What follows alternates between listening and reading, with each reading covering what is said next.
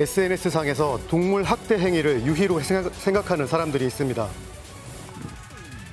겁먹은 고양이를 비웃고 사냥을 하듯 화살로 쏴서 고양이의 고통을 즐깁니다. 화살은 맞았지만 사망하지 않은 고양이. 단체 채팅방에서 자신의 학대 행위를 자랑까지 하는 가해자들. N번방은 똑같잖아, 고어방은. 약자를 위한 대한민국 재판부는 어디에 있습니까? 동물의 고통과 죽음을 하나의 재미로 생각하는 이들에게 어떤 처벌이 필요할까요? 사건 속으로 들어가 보겠습니다. 한 동물보호단체가 동물 학대 관련 제보를 받으면서 사건은 세상에 알려졌습니다. 안녕하세요. KBS 굿모닝 대한민국 라이브 네, 안녕하세요. 박민기 변호사입니다. 네, 안녕하세요. 확인한 제보 내용은 충격적이었습니다.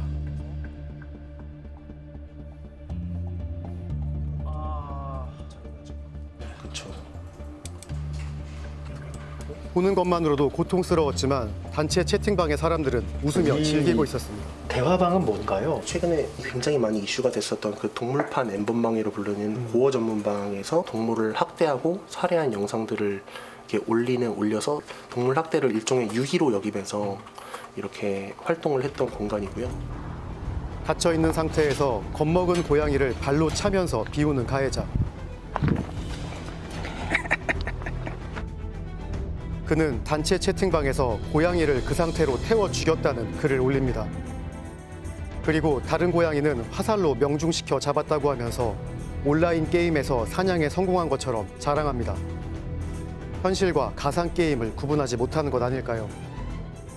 동물을 그 총기류나 화살로 쏴서 괴로워하는 걸 즐겨하고 뭐 재밌었다. 뭐 이런 표현을 한단 말이죠. 근데 여기에 이제 그 동물 학대 행위를 묘사를 하고 영상을 올리면서 또 거기에 대한 토의를 하고, 근데 거기에 미성년자도 들어가 있었다라고 하는 부분. 그래서 그 디지털 성착취 N번방 같은 사건이나 이것도 동물 학대 측면에서는 진배 없다, 이렇게 비판할 수가 있는 거죠.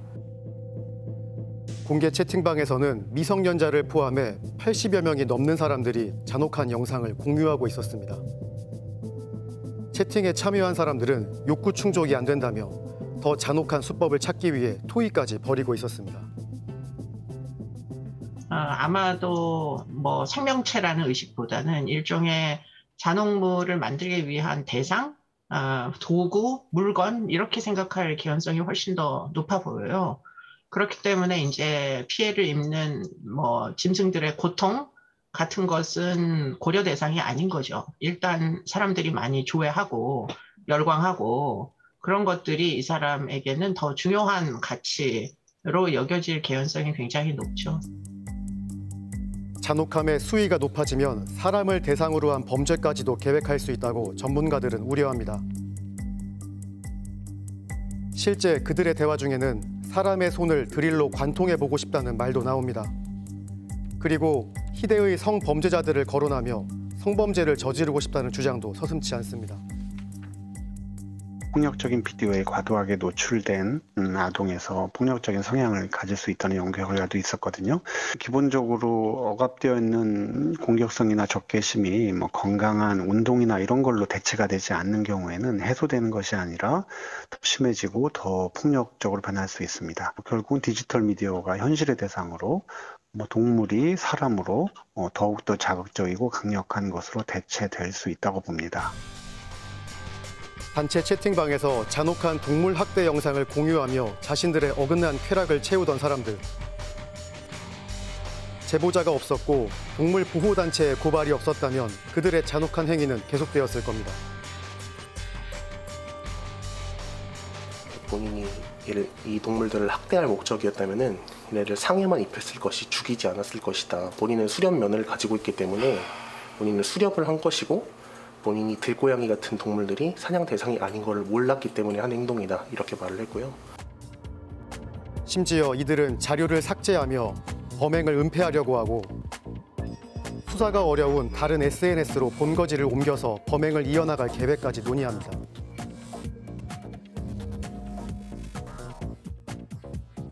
본인이 불편하지 않고 만약에 죄의식도 없다면 치료가 필요하기보다는 반사회적 인격장애, 소위 소시오패스처럼 처벌이 우선적 되는 행동입니다. 이번 사건은 청와대 국민청원에 올라오면서 25만 명이 넘는 사람들이 동의를 했습니다. 그리고 지난 9월 청와대에 답변이 나왔습니다. 동물 학대의 처벌을 강화하고 재발 방지를 위해 노력하겠다고 약속했습니다.